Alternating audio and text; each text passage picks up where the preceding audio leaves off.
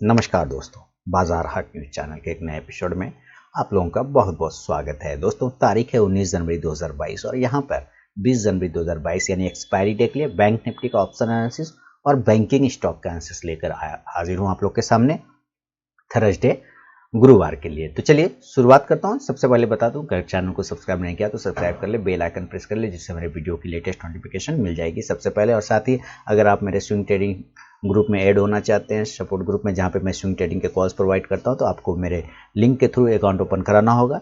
Fyers, Alice, Blue, Angel One या जीरोधा में किसी में भी मेरे वीडियो के डिस्क्रिप्शन बॉक्स में दिया गया है अकाउंट ओपनिंग लिंक। देन उसके बाद मैं आपको अपने स्विंग ट्रेडिंग ग्रुप में ऐड कर लूँगा, जहाँ पे मैं स्विंग ट्रेडिंग के कॉल्स प्रोवाइड करता हूँ। तो चलिए यहाँ पे देखिए, बैंक निफ्टी का ये चार्ट है, 15 मिनट का चार्ट है, 15 मिनट का चार्ट है। और 15 मिनट के चार्ट पे आप क्या देख पा रहे हैं, जैसे कि कल मैंने आप लोगों को बताया था, अगर कल का याद हो तो मैंने आप लोगों को एक लेवल बताए थे कि इसके नीचे 37,700 अगर इस ऊपर से जाता है और यहाँ पर आके रुका हुआ था कल, और आज बिल्कुल अगर आप देखते हैं तो उसी के पास से, इसी के पास से यहाँ से स्टार्ट हुआ और पहले तो थोड़ा देर रुक गया एक जगह पर, और थोड़ा देर क्या, पूरे के पूरे 1-1.5 घंटा एक जगह पर रहा, लेकिन निचला लेवल जो 37,700 था बिल्कुल वहीं पर से आके इसने फिर बाउंस किया। और ऊपर कहाँ तक जाने की बात कर रहे थे हम लोग, 38,300। मैंने कल आप लोगों को एक लेवल बताया था कि 38,300 के ऊपर फिलहाल इनको जाने में बहुत परेशानी होगा। ये 38,300 के ऊपर जाने में इसको दिक्कत है, तो ये 38,300 के ऊपर सस्टेन भी नहीं कर पाया। आप देखेंगे अगर इस कैंडल जो हाई मारा है, इस कैंडल ने 38,330 का हाई मारा है और ठीक वहीं से फिर रिजेक्शन आ गया नीचे। कहाँ तक, तो 37,700 तक का एक लेवल दिया गया था कि इसके नीचे गए तो 600 तक पकड़ा जाएगा, लेकिन ये 700 से ही रिवर्ट हो गया। अब यहाँ पर भी एक चीज़ देखने में मज़ा आ रहा है। वो क्या चीज़ देखने में मज़ा आ रहा है, आप देखेंगे अगर यहाँ से अगर आप ड्रॉ करते हैं ट्रेंड लाइन को, तो आप ध्यान से देखेंगे तो इसने एक ट्रेंड लाइन का रेजिस्टेंस का ब्रेकआउट कर दिया है 15 मिनट के चार्ट पर। अगर छोटे टाइम फ्रेम पर आप देख रहे हैं तो इसने एक ब्रेकआउट किया हुआ है। अब ये देखिए, ब्रेकआउट सस्टेनेबल है या नहीं, हमें ये पता करना है। क्या ये ब्रेकआउट सस्टेनेबल है, तो कल क्या एक्सपायरी डे के दिन बैंक निफ्टी में ऊपर के लेवल देखने को मिलेंगे। तो आप यहाँ पर से देखिए, आज मैंने बैंक निफ्टी में ट्रेड भी किया था लास्ट टाइम में, और एक अच्छा मूवमेंट एक ही लॉट में मुझे मिल गया था। आपने यहाँ पे देखिए कि ये स्पेस था, इस स्पेस को बैंक निफ्टी ने बहुत ही अच्छे तरीके से किल कर दिया, लगभग खत्म कर दिया। देखिए यहाँ पे अब स्पेस ही इसके पास नहीं था, इसलिए इसने जो ब्रेकआउट किया था, मैंने इसी ब्रेकआउट का यूज़ किया था और एक अच्छा प्रॉफिट मैंने यहाँ पे बना लिया था। यहाँ तक का मैंने प्रॉफिट लिया था, आप लाइव वीडियो में जाके देख सकते हैं। अब ये चीजें क्या है कि यहां पर से जब इसके ऊपर ये नहीं गया तो यहां पर एक रिजेक्शन पॉइंट बन गया। ये क्या बन गया, रिजेक्शन पॉइंट। और ये रिजेक्शन पॉइंट यहां पर आया तब नहीं बना था, बल्कि इस जगह पे भी वो शो कर रहा था। आप देखिए कि इसने कई बार कोशिश किया, इसके ऊपर ये नहीं जा पा रहा था। इसी चीज को ये कंटिन्यू यहाँ तक लेके आता है और देख ये पर रेजिस्टेंस बन जाता है। क्यों, क्योंकि यहाँ पहले बना हुआ था और उसी को आप पीछे ले आते हैं। तो यहाँ भी देखिए, इसके ऊपर ये जाने में इसको प्रॉब्लम हो रहा था। इसका मतलब यहाँ पर एक रेजिस्टेंस एरिया इसके पास क्रिएट था, उस रेजिस्टेंस एरिया का प्राइस हम लोग नोट कर लेते हैं। क्या नोट करेंगे, रेजिस्टेंस एरिया का प्राइस। ये हमने एक लाइन ड्रॉ कर लिया यहाँ से। अब ये लाइन हमारे पास आ गया। अब ये लाइन का जब हम प्राइस मैच करते हैं तो 38,150 से 38,200 के आसपास का आ रहा है। क्लियर हो गया ना, 38,150 से 38,200 का। और हम सस्टेन कहाँ कर रहे हैं, 38,058 के आसपास में सस्टेन कर रहे हैं। तो अगर आपको बाय करने का इच्छा हो जाए तो कितना के ऊपर बाय करिएगा, तो 38,175 से लेके 38,200 के ऊपर अगर ये निकलता है 15 मिनट के टाइम फ्रेम पर, तो आपको बाय करना चाहिए। बिल्कुल कर सकते हैं ना। 38,175 से लेके 38,200 के जब ऊपर ये निकलेगा तब हमारा एक बाय एरिया बनता है, हम यहाँ पे बाय करेंगे। और इस कंडीशन में जो टारगेट बनेगा वो कितने का बनेगा, तो पहला टारगेट वो जो रिजेक्शन पॉइंट था आज का 38,300 पहला वाला, ये हमारा एक रिजेक्शन पॉइंट, ये हमारा रिजेक्शन पॉइंट। अगर इसके ऊपर सस्टेन कर गया 38,300 के ऊपर, देन अगला टारगेट 38,400 का बनेगा और 38,500 का। देखिए मैं अभी 500 के ऊपर जाने के मूड में नहीं हूँ। बोलेंगे क्यों नहीं हूँ, क्योंकि 38,500 पर आपको एक हेवी रेजिस्टेंस का सामना करना पड़ सकता है। ओपन इंटरेस्ट में भी हम लोग चल के देखेंगे, अभी डेटा में भी देखेंगे कि बदलाव हुआ है कि नहीं। 38,500 पे देखेंगे तो एक बड़ा रिजेक्शन पॉइंट बना हुआ है। आप देख रहे हैं ये पॉइंट, यहाँ पे एक बड़ा रिजेक्शन पॉइंट है 38,500 का। तो इसके ऊपर मैं जाता हुआ फिलहाल नहीं देखूंगा, तो इसलिए हम बाय करेंगे 38,300 के ऊपर 200 के 38,175 से 200 के ऊपर एग्रेसिवली अगर बाय कर सकते हैं तो टारगेट 38,300, 400 और 500 का होगा। इस कंडीशन में आपको जो है कॉल ऑप्शन को ज़रूर बाय करना चाहिए। कॉल ऑप्शन कौन सा स्ट्राइक प्राइस का रहेगा, तो 38,300 के स्ट्राइक प्राइस का आप लेके चल सकते हैं। इंडेक्स ऊपर चलेगा तो ये कॉल ऑप्शन प्रॉफिट देगा ऊपर जाके। तो ये चीज़ें तो आपने समझा इस चार्ट के हिसाब से कि कहाँ पर आपकी बाइंग बनती है। अगर आपको सेलिंग के लिए मूड हो तब क्या होगा, तो उस पर भाई हम लोग बात करेंगे। देखिए सेलिंग के लिए आपको ये समझना होगा कि ये जो इस तरह से ट्रेंड लाइन से ऊपर लेते हुए गया था, तो यहाँ पर एक सपोर्ट एरिया ये क्रिएट करते हुए जा रहा था। इस सपोर्ट एरिया के नीचे जब ये निकल जाएगा तब हम सेलिंग करेंगे। तो आप देखेंगे कि 38,058 पर तो हम ट्रेड कर गए, तो हमारे लिए अगर ये लेवल आ रहा है, ये सपोर्ट एरिया अगर इसने बना रखा है, तो हमारा वो सपोर्ट एरिया हम नोट कर लेंगे। ये हम सपोर्ट एरिया बनाते हैं। तो ये कितने का प्राइस है, 37,800 के आसपास का रहा है, 37,800 बिल्कुल। तो अगर एग्रेसिवली ट्रेड करना है, सेल करना है, तो आप उसके ऊपर भी सेल कर सकते हैं, क्योंकि हम 38,000 के ऊपर सस्टेन कर रहे हैं। 38,000 हमारा एक राउंड नंबर का सपोर्ट एरिया आता है। 38,000 हमारा राउंड नंबर का सपोर्ट एरिया आता है। तो अगर ये 37,900 के नीचे निकलता है तब एक सेलिंग यहाँ पे बनती है, पहला सेल जोन यहाँ पे खुलता है। और अगर ये 37,800 के नीचे भी और भी निकल जाता है तो यहाँ पे और भी क्वांटिटी आप ऐड करके सेल कर सकते हैं। यानी कि ये दोनों ही एरिया आपको सेल के लिए आ जाएगा। टारगेट जो नीचे खुलेगा तो मैं वापस से लोअर लेवल पर आते हुए इसको देखूंगा, और इस लोअर लेवल का अगर हम प्राइस की बात करते हैं तो 37,600 और 700 कितना का आएगा टारगेट, 37,700, 37,600 और ज़्यादा से ज़्यादा गिरा तो 37,500 तक के टारगेट आपको मिल सकते हैं। आप इस हिसाब से क्या कर सकते हैं कि पुट ऑप्शन को बाय कर सकते हैं। पुट ऑप्शन कितने स्ट्राइक प्राइस का रहेगा, तो 37,800 के स्ट्राइक प्राइस का आप लेके चल सकते हैं। इंडेक्स नीचे आएगा तो ये पुट ऑप्शन ऊपर जाके प्रॉफिट देगा। तो ये चीज़ें आपको मैंने देखिए चार्ट के हिसाब से तो समझा दिया, और अभी हम लोग डेटा पे नहीं गए। डेटा पे भी जाके वहाँ पे भी बात करेंगे कि आखिर डेटा में कुछ बदलाव हुआ है या नहीं हुआ है। हम यहाँ से अगर इस चार्ट को भी छोटा करके देखते हैं तो एक हमें हल्का से एक राउंडिंग बॉटम जैसा पैटर्न बनता हुआ आपको यहाँ पर से नजर आ रहा होगा। यहाँ से इसने एक राउंडिंग बॉटम पैटर्न बना के ऊपर जाने का कोशिश किया है। हमें इस लेवल को ध्यान रखना होगा कि हम 37,900 के नीचे आने के पर हम सेलिंग करने के तैयार हो जाएंगे, माइंड मेकअप करके सेल कर सकते हैं। और हमारा लिए ऊपर की साइड में जो बाइंग है वो बाइंग हम किस एरिया के ऊपर करेंगे, 38,175 से 200। तो ये चीज़ें तो मैंने आपको समझा दी। अब चलते हैं जरा ऑप्शन चेन पर और देखते हैं कि ऑप्शन चेन में क्या बदलाव है। फिर उसके बाद आके गैप अप और गैप डाउन की बात करेंगे और देन बैंकिंग स्टॉक्स की भी बात करेंगे। तो चलिए ऑप्शन चेन पर। तो है ये ऑप्शन चेन आपके सामने में बैंक निफ्टी का। और देखिए यहाँ पे हम पीसीआर वैल्यू की बात करते हैं। पीसीआर वैल्यू मतलब पुट कॉल रेशियो, यहाँ पे 0.06 है। यानी कि बहुत ही जो चीज़ चाहिए बाउंस होने के लिए बैंक निफ्टी को ऊपर जाने के लिए पीसीआर वो उसको फुलफिल कर रहा है। यहाँ पर से कोई दिक्कत नहीं है। क्लोजिंग 38,040 यानी 38,050 के आसपास में किया, तो इसका मतलब है कि हम लोग 38,000 और 38,100 के बीच में एट द मनी कहीं ना कहीं बैठे हुए हैं। तो हम लोग चलते हैं यहाँ पे 38,100 और 38,100 के आसपास में। इधर रेजिस्टेंस है हमारा, क्योंकि हम कॉल को एनालाइज करेंगे। इधर पुट है, सपोर्ट है, इसका मतलब हम पुट को एनालाइज करेंगे। अब यहाँ पे देखिए कि 38,100 पर सबसे पहले बात करें तो यहाँ पे हमारा कॉल राइटर की तरफ ध्यान दिलाना आपका जरूरी है। आप देखिए यहाँ पे 9,05,475 कॉल राइटर बैठा हुआ है, 9,05,475। ओके, और इसके मुकाबले अगर आप पुट में देखते हैं ओपन इंटरेस्ट, तो पुट में क्या हो कर रहा है, 5,21,000 है। तो 38,100 पर क्या है, 5,21,000 पुट राइटर है, कॉल की संख्या ज़्यादा है। तो हमारा पहला रजिस्टेंस एरिया 38,100 का। तो मैंने आपको क्या बोला आपको कि बाइंग तो हमें इसके ऊपर ही आएगी, है ना, बाइंग हमें तो इसके ऊपर ही करना है, इसी रजिस्टेंस एरिया के ऊपर करना है। बिल्कुल सही। तो 38,150, 175 इसके ऊपर निकलता है, इसलिए मैंने आपको 25 पॉइंट थोड़ा और ऊपर सेफ्टी के ऊपर बोला, 38,175 के ऊपर बाइंग करिए। 38,200 के पास में अगर हम मुकाबला देखते हैं तो यहाँ पे 14,76,625 हमारा कॉल राइटर है। बिल्कुल सही।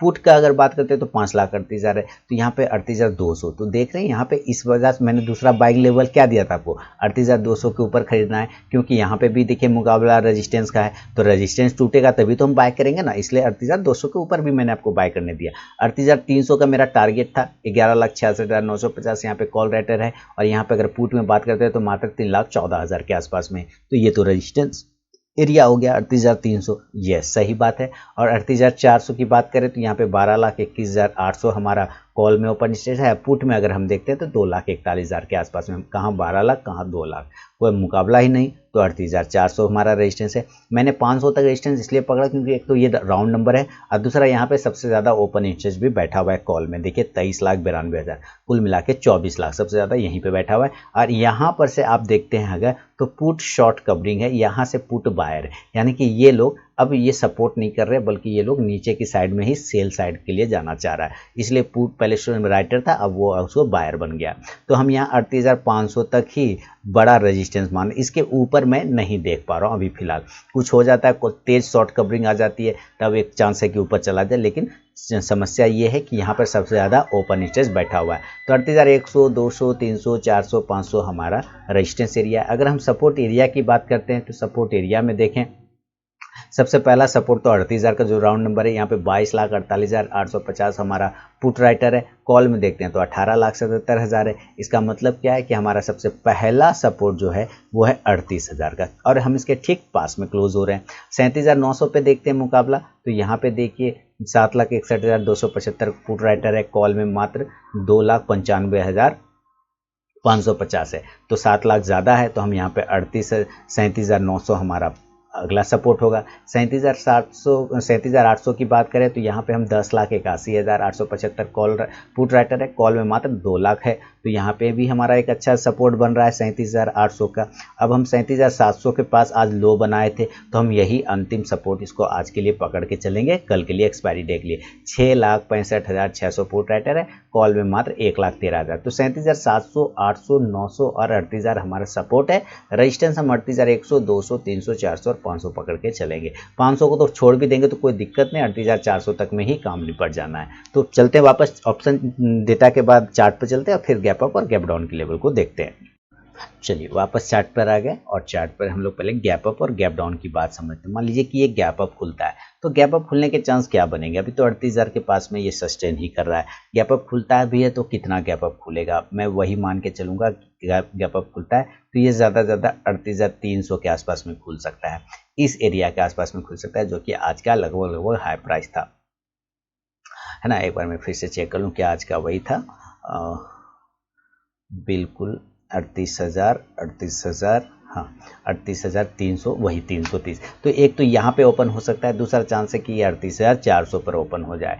तो ये दोनों में से सबसे ज़्यादा सेफ रहेगा कि जितना नज़दीक आप 38,400 के पास में अगर आप सेल करते हैं तो ज़्यादा बेहतर है, क्योंकि मैंने आपको कल भी बताया था कि ये सेल ऑन राइज वाला मार्केट है, कि जब भी राइज करे आपको सेल करना है। तो अगर ये 38,300, 400 के आसपास में खुलता है तो पहला कंडीशन आपको सेलिंग करना चाहिए, आपको सेल करना चाहिए। नीचे के साइड में टारगेट मिल सकते हैं 38,200 से लेके 38,000 तक का टारगेट आपको बन सकता है। अब फिर यहाँ से पुट ऑप्शन को बाय करना चाहें तो ज़रूर पुट ऑप्शन को बाय करें। 38,300 के स्ट्राइक प्राइस को 38,300 के स्ट्राइक प्राइस को बाय करके चल सकते हैं। इंडेक्स नीचे तो ये पुट ऑप्शन ऊपर जाके प्रॉफिट दे सकता है। अगर ये गैप अप नहीं खुला, मान लीजिए, देखिए पहला कंडीशन में फिर से समझा दूं गैप अप का बात, कि गैप अप में अगर ये ऊपर पहले ही खुल जाता है तब तो आप सेल करेंगे, और सेल करने के बाद अगर ये इस एरिया पे मान लीजिए यहाँ पे ये खुलता है, ये 38,400 पर यहाँ पे कल खुलता है, तो आप यहाँ पे सेल करेंगे तो ये यहाँ तक गिर के आ सकता है, चांस बनाएगा। ये यहाँ तक भी आ गया गिर के 38,000 तक, और यहाँ पर से अगर ये इस तरह से साइडवेज हो गया और यहाँ से अब ये नीचे जाने को तैयार नहीं हो रहा है, तो समझिए ये जो एरिया बना लेगा, इस एरिया को ऊपर निकलने के बाद फिर ये बाय में चला जाएगा। तो आपको ये ध्यान रखना है गैप अप में। अब हम जरा गैप डाउन की बात करते हैं। अब ये गैप डाउन किस एरिया पे हो सकता है? तो आज का जो लो है, पहला तो यहाँ पे एक चांस बनता है कि भाई 37,700 पर ओपन हो सकता है, या 37,600 पे ओपन हो सकता है। तो नीचे तो स्ट्रॉन्ग बायर बैठा हुआ है, इसमें कहीं कोई दिक्कत नहीं है। हम कमज़ोर तब होंगे जब हम 38,500 के नीचे आने स्टार्ट कर जाएंगे, तब हम अब कमज़ोर होंगे। अगर आज का क्लोजिंग अगर इसके आसपास होता है, इस प्राइस के आसपास होता है 37,800 या 700 के आसपास में, तब हम कह सकते थे कि हम और नीचे चले जाएंगे कल। लेकिन चूंकि हम क्लोजिंग 38,000 के पास में कर गए तो थोड़ा सा कॉन्फिडेंस दे रहा है। अब हम तब तक खराब नहीं होंगे जब तक हम 37,500 के नीचे जब तक नहीं जाएंगे, खराब नहीं होंगे। तो 37,700, 37,600 के आसपास अगर ओपन होता है तो हम बाय ऑन डीप करेंगे, उसमें कहीं कोई प्रॉब्लम नहीं है। ऊपर टारगेट के साइड में हम 37,800 से लेके 38,000, और इसके ऊपर अगर टिक गए तो 38,100 से लेके 200 तक का भी आपको टारगेट दिखा सकता है। देन आप यहाँ से कॉल ऑप्शन को अगर बाय करना चाहें तो ज़रूर करें, कॉल ऑप्शन को बाय, कोई दिक्कत नहीं है। और कितने स्ट्राइक प्राइस को, तो 37,800 के स्ट्राइक प्राइस का कर सकते हैं। इंडेक्स ऊपर चलेगा तो ये कॉल ऑप्शन ऊपर जाके प्रॉफिट देगा। तो ये हर एक सिनेरियो से दोस्तों मैंने आपको समझा दिया है। बाकी अगर आपने टेलीग्राम चैनल नहीं ज्वाइन किया है लाइव मार्केट में कॉल प्राप्त करने के लिए, तो आप वीडियो के डिस्क्रिप्शन में दिया गया लिंक, आपको ज्वाइन कर सकते हैं टेलीग्राम चैनल भी। अब चलते हैं ज़रा बैंकिंग स्टॉक की तरफ। और बैंकिंग में सबसे पहले हम लोग किसको देखेंगे, तो AU स्मॉल फाइनेंस बैंक को देखेंगे। लेकिन सबसे पहले मैं इसको डेली के चार्ट पे शिफ्ट कर लूँ। डेली के चार्ट पे थोड़ा बैंक निफ्टी को भी अगर आप देखना चाहें तो RSI थोड़ा 60 के आसपास में ट्रेड कर रहा है, लेकिन इसका जो डाइवर्जन है वो नीचे की साइड में है। और यहाँ पर MACD भी आपका थोड़ा सा झुकाव होता हुआ दिख रहा है, तो थोड़ा सुस्ती का माहौल बना सकता है। फिलहाल हम AU स्मॉल फाइनेंस बैंक से स्टार्ट करेंगे बैंकिंग स्टॉक्स में।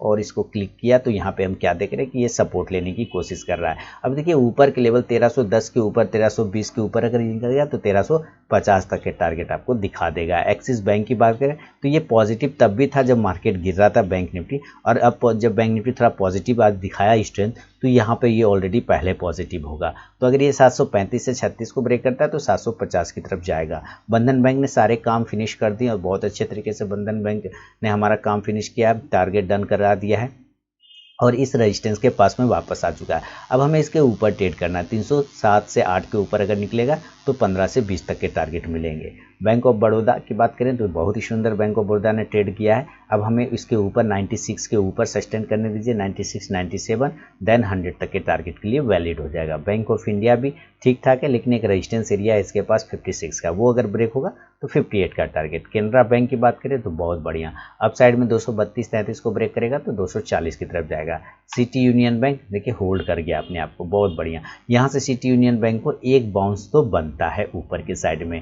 फेडरल बैंक थोड़ा सा रुकावट है, 100 के ऊपर फिर निकलेगा तो पॉजिटिव हो जाएगा। और जब तक 96 के ऊपर खड़ा है ठीक ठाक है, 96 के नीचे आने पे ही इसमें सेलिंग होगा 94 के लिए। HDFC बैंक अगर अपने हाई को नहीं कल ब्रेक पर कर पाया, 1540 के ऊपर नहीं जा पाया तो खराब हो जाएगा, कमजोर हो जाएगा। 1500 के नीचे आने पे सेलिंग बढ़ जाएगा, याद रखिए। ICICI बैंक की बात करें, अगर 825 के ऊपर निकले बाय करेंगे 840 के लिए, नीचे 800 के नीचे गिरता है सेल करेंगे 790 के लिए। IDFC first bank buy on dip करेंगे पोर्टफोलियो स्टॉक के लिए। तो चलिए आगे बढ़े इंडियन बैंक की तरफ, और इंडियन बैंक अभी कोई भी पोजीशन इसमें नहीं है। इंडसइंड बैंक कोशिश कर रहा है अपने आप को रोकने का, नीचे नहीं आना चाहता है। 905 के ऊपर अगर कल निकलता है तो 910, 15 और 20 के टारगेट बनेंगे इंट्राडे में। कोटक महिंद्रा बैंक एक रेंज में है, कोटक महिंद्रा बैंक इस रेंज के ऊपर निकलने दीजिए, फिर आपको एक अच्छा प्रॉफिट बना के कोटक महिंद्रा बैंक 1970 से 75 के ऊपर निकलेगा तो आपको एक अच्छा टारगेट बना के दे सकता है कोटक महिंद्रा बैंक, नज़र रखिए। और नीचे अगर गिर गया 1880 के नीचे आ गया तो फिर सेल कर लीजिए 1850 के लिए। Punjab national bank, Punjab national bank में क्या कर सकना है, इसमें हमें बाय ऑन डीप करना है, पोर्टफोलियो स्टॉक बना के चलना है इसको। RBL बैंक इसने ऊपर काम फिनिश कर दिया। अब देखिए मैंने यहाँ पे कहा भी था आपको कि अभी एक आध दो दिन यहाँ पे रुकेगा, वापस से अब जब 157 से 58 के ऊपर निकलेगा 160 से 64 के टारगेट देगा। SBI की बात करें ऊपर के लेवल में 520 के ऊपर निकलेगा तो 530 के टारगेट देगा। 500 के ऊपर जब तक खड़ा है टेंशन नहीं लेना। यूनियन बैंक की बात करें 48 इसका रेजिस्टेंस एरिया, 48 के ऊपर निकलने के बाद 50-52। यस बैंक 15 रुपये के ऊपर जाएगा तभी, नहीं तो छोड़ देंगे। यस बैंक में कोई भी व्यू नहीं है। तो दोस्तों ये है बैंक निफ्टी और बैंकिंग स्टॉक पे मेरा अपना व्यू। पसंद आया तो जरूर फीडबैक करें, और टेलीग्राम चैनल अगर नहीं ज्वाइन किया तो ज्वाइन कर सकते हैं लाइव मार्केट में कॉल प्राप्त करने के लिए। मिलूंगा नेक्स्ट वीडियो में, तब तक के लिए बहुत बहुत धन्यवाद।